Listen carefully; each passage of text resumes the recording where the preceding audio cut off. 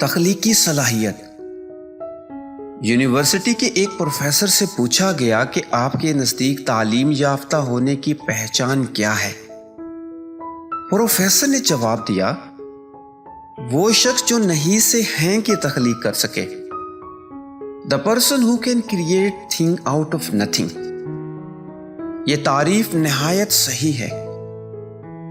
اس میں شک نہیں کہ کسی آدمی کے تعلیم یافتہ اور باشعور ہونے کی سب سے زیادہ خاص پہچان یہی ہے کہ وہ کوئی نئی چیز دریافت کر سکے، بظاہر نہیں کہ حالات میں وہ ہے کا واقعہ ظاہر کر سکے۔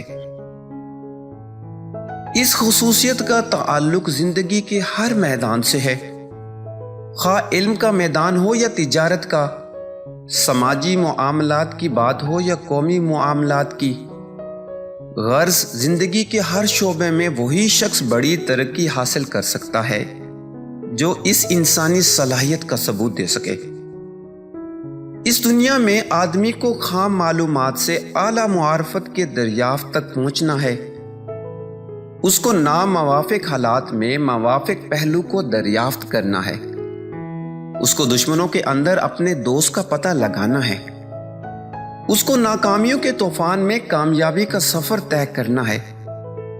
اس کو یہ ثبوت دینا ہے کہ وہ زندگی کے کھنڈر سے اپنے لیے ایک نیا شاندار محل تعمیر کر سکتا ہے۔ جو لوگ اس تخلیقی صلاحیت کا ثبوت دیں، وہی صحیح معنوں میں انسان کہے جانے کے مستحق ہیں، اور جو لوگ اس تخلیقی صلاحیت کا ثبوت نہ دے سکیں، وہ با اعتبار حقیقت حیوان ہیں، خواہ بظاہر وہ انسانوں جیسا لباس پہنے ہوئے ہوں۔ یہ تخلیق یعنی کریٹیوٹی ہی کسی شخص یا قوم کا سب سے بڑا سرمایہ ہے۔ یہی چیز اس کو موجودہ دنیا میں اعلیٰ مقام عطا کرتی ہے۔